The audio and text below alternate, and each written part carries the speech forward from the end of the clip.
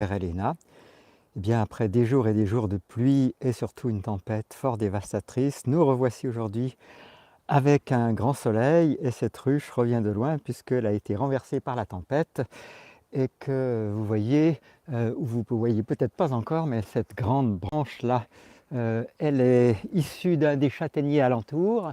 Alors je ne trouve pas le bon angle pour vous montrer d'où elle s'est décrochée, mais sachez qu'ici c'était jonché de branches d'arbres qui avaient renversé la ruche au passage et vous voyez les premières coupes donnent ces tas que l'on voit tout alentour. Alors c'est vrai que c'est un week-end marqué par dégager, dégager, dégager, couper, couper, couper, sécuriser, sécuriser, sécuriser.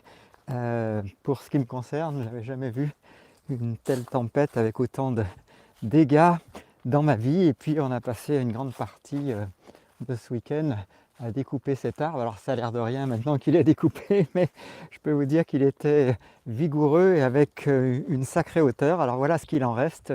Il est étayé en attendant de trouver une solution pour le dégager sans écraser le cabanon qui est à côté, qui comme vous le voyez abrite entre autres choses tout ce qu'il faut pour l'eau solaire. C'est vous dire que pour l'instant on est en recherche de la solution qui permettra de le dégager sans écraser au moment du dégagement le cabanon. Alors voilà ce qui nous a occupé quasiment ces 4 derniers jours. Vous voyez la souche où on voit cet arbre maintenant de manière un peu plus nette que dans la miniature d'il y a 3-4 jours.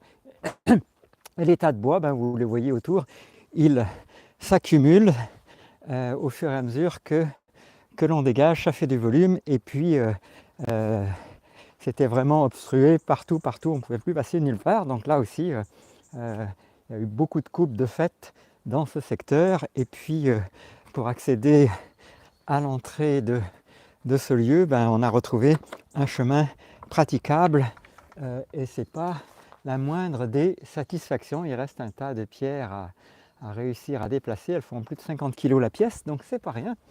Donc vous voyez, ces lives de ces jours derniers, ils sont forcément marqués. Bon, la moto, elle avait plus de grande valeur, mais enfin, on a eu quand même beaucoup de peine à la remettre sur ses roues. Et on a à nouveau un sentier praticable à part ces grosses masses rocheuses à enlever. Donc, on ne dira pas que c'est une mission spéciale tempête, parce que c'est déjà maintenant un retour au calme fort appréciable, même si de ce que j'ai compris, nos voisins n'ont toujours pas d'électricité. Alors nous, c'est vrai qu'avec le solaire, là on mesure parfois, c'est rare, hein, c'est vrai, mais l'intérêt d'une autonomie. Alors vous voyez, il y a ces gros rochers qui ont déboulé du bord dans cette tempête. Donc voilà pour cette petite visite guidée préalable à cette de mémoire, il faut que je retourne à ma table préférée, à cette 60e émission. En tout cas, il y a eu fort à faire, hein. C'était pas vraiment des vacances ces 5 derniers jours là. En tout cas depuis vendredi soir, c'était nuit et jour quasiment.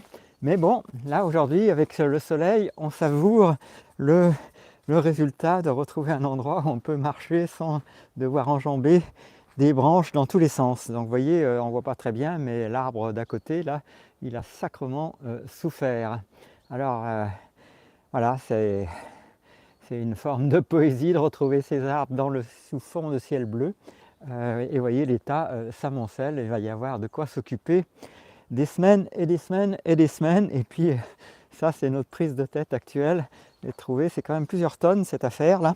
Donc trouver comment la déplacer sans qu'elle s'écrase sur le cabanon d'à côté. Parce qu'évidemment, comme l'appui qu'elle a sur son unique branche, qui est fort abîmée ici, est plus que pas sécure. Donc vous voyez, je pense qu'on ne va pas s'amuser à escalader pour couper les branches hautes sans un matériel adéquat. Donc voilà nos nouvelles pour ce qui est de la partie tempête. Puis ce matin, on a remis en place le panneau solaire du ruisseau qui n'a pas été abîmé mais qui était en fâcheuse posture. Alors cette fois-ci, j'espère que son arrimage en bas au pied, là on a mis une bonne vis de 8 qui traverse la planche, donc ça devrait être solide. Voilà, alors il n'est pas certain que nos histoires vous intéressent plus que ça, mais enfin, comme il est difficile mentalement de s'en extraire, c'est mon petit débriefing de début d'émission pour être parfaitement disponible pour le sujet qui nous occupe, qui est une rencontre quotidienne sous forme d'1 minute de lecture par jour. Alors, on arrive en principe, si je ne me trompe pas, à la 67e émission. Eh bien, c'est avec un grand plaisir que je vais vous la partager dans quelques secondes. Cette 67e émission, c'est bien ça, s'appelle Choix. Alors, c'est parti pour 1 minute du ton d'une montre. Émission numéro 67, Choix. La taxation est défendue par la culture comme le moyen de répondre aux besoins de la société. Alors je cherche un coin où le soleil ne m'empêche pas de lire. Et donc je reprends ce paragraphe. La taxation est défendue par la culture comme le moyen de répondre aux besoins de la société, mais les besoins de la société ne peuvent jamais être satisfaits par la force.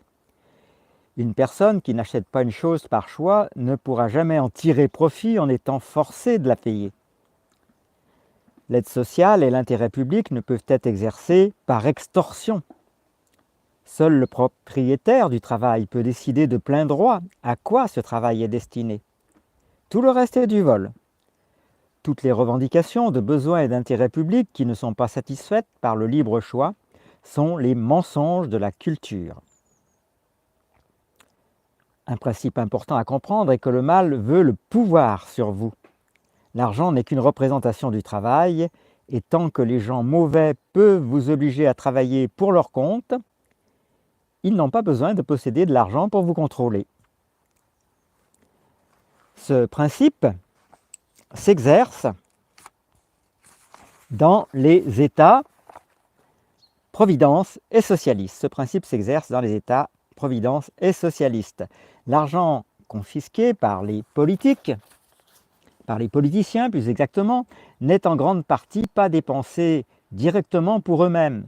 Cependant, ils apprécient toujours le goût du pouvoir sur vous en prenant et en dépensant ce qu'ils n'ont pas gagné. Ce n'est pas l'argent qui est mauvais, mais l'esclavage. Souvent, les gouvernements renforceront leur emprise culturelle sur la population en dépensant l'argent extorqué de manière ciblée. Tout comme les parrains de la mafia et les barons de la drogue sont connus pour dépenser leur argent dans des projets sociaux au bénéfice des pauvres, les gouvernements utilisent l'argent pour fabriquer des ennemis et se faire passer pour la vertu. Ils dépensent abondamment avec l'argent des autres pour des travaux publics et l'aide sociale. Ce faisant, ils prétendent être les sauveurs du peuple tout en condamnant les riches, socialisme, ou les juifs, nazisme, ou la liberté elle-même, terrorisme. Le modèle se déroule de 1000 façons et les ennemis artificiels sont toujours différents, mais le résultat est toujours le même. Les gouvernements ne dépensent pas toujours l'argent pour eux-mêmes, mais ils augmentent toujours leur pouvoir. N'oubliez pas que l'argent n'est qu'une représentation du pouvoir. Sa seule valeur réside dans sa capacité à convaincre les autres de travailler pour votre compte. La valeur de l'argent peut varier considérablement selon la façon dont vous le voyez à un moment donné. Ceux qui ont autorité sur vous savent très bien que l'argent peut avoir beaucoup plus de valeur que les chiffres imprimés dessus quand vous l'utilisez comme une arme contre un groupe au profit d'un autre. Ils prétendent exercer l'autorité sans aucun gain pour eux-mêmes. C'est un grand mensonge du mal, largement utilisé dans les démocraties. C'est une dette payée par des esclaves qui doit être recouvrée par les autorités avec loyauté et allégeance. Pour tous ceux qui souhaitent nourrir les pauvres du monde, il n'y a qu'une seule solution. Il n'y a qu'une seule solution, mettre fin à l'autorité. La liberté résout les maux du monde. La raison pour laquelle la pauvreté est répandue sur Terre est simplement que les populations ne sont pas libres de rechercher la prospérité. Un peuple libre est un peuple prospère. Alors je ne sais pas ce que vous en pensez. Pour ma part, je suis à nouveau étonné, comme à chaque émission, par la densité, l'acuité, plus encore, je ne trouve pas vraiment les mots exacts, des réflexions de cet auteur. Et j'apprends chaque jour avec vous, peut-être grâce à vous, c'est une motivation, savoir que nous sommes au moins quelques-uns a participé cette volonté de bien intégrer ce livre, de ne pas faire que le lire, mais d'en faire quelque chose. Et pour ça, il faut bien comprendre les principes qui y sont développés et bien remonter à la source de nos mots. Je ne connais pas d'autres livres qui ait autant pointé la source de nos mots MAUX comme étant la croyance que nous avons dans les vertus d'un gouvernement, une croyance similaire à une superstition, comme l'exprime très bien Larkenrose dans son livre « La plus dangereuse superstition ». Et donc, comme vous le voyez, demain, on poursuivra ensemble, si vous le voulez bien, avec cette émission numéro 68, qui sera beaucoup plus courte que les deux dernières. On va retomber sur nos 16 lignes et donc notre minute plus ou moins conventionnelle. Et demain donc, dans l'émission numéro 68, on parlera de dette gouvernementale. Voilà, alors parmi nos satisfactions fin de minute de lecture pour aujourd'hui, et parmi nos satisfactions, évidemment, alors cette petite mangeoire à oiseaux, elle était renversée par la tempête, on l'a remis debout, donc voilà, il y a eu un petit peu de casse dans les godets qui sont dedans, mais on a eu grande satisfaction de voir cette ruche résister contre vent et marée, donc celle-ci, elle est bel et bien restée debout, et c'est certainement beaucoup mieux comme ça. Alors on espère que tout ce beau monde se porte bien, parce que cette ruche-là a la particularité d'être une ruche refuge, donc elle n'est pas visitable. On l'a équipée de petites grilles pour tenter de limiter l'accès des frelons. J'espère que tout ça fonctionne comme prévu. Et donc voilà pour cette 67e émission. Ce fut un grand plaisir d'être avec vous. Pensez, si vous voulez être participatif et engagé, à nous poster un commentaire en vidéo de la phrase qui vous a le plus parlé, celle qui vous rejoint le mieux. Et puis c'est avec grand plaisir qu'on va vous retrouver dès demain, plutôt en milieu urbain, pour la prochaine émission, pour donc vous parler de la dette gouvernementale dans l'émission numéro 68. En attendant, portez-vous bien, j'espère qu'il fait aussi beau chez vous qu'ici, et que s'il ne fait pas beau dans la météo, il fait au moins beau dans votre cœur, c'est quand même l'essentiel.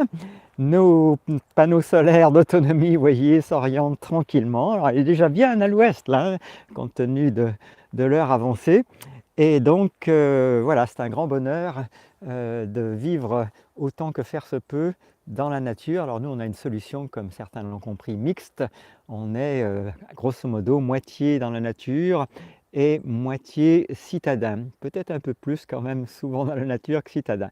Et le cabanon qui est en face de vous, qui est un cabanon de méditation, contre toute attente, malgré des montants relativement frêles pour le toit, vous voyez, il a survécu à cette tempête. Alors voilà, on en est à faire le bilan de ce qui a survécu, de ce qui aurait pu avoir lieu, et puis comme chacun le sait, ça peut toujours être pire que ça n'a été. Et donc voilà pour nos petites réflexions post-tempête. Les amis, je vous dis à tout bientôt pour une prochaine émission. En attendant, prenez soin de vous et portez-vous bien.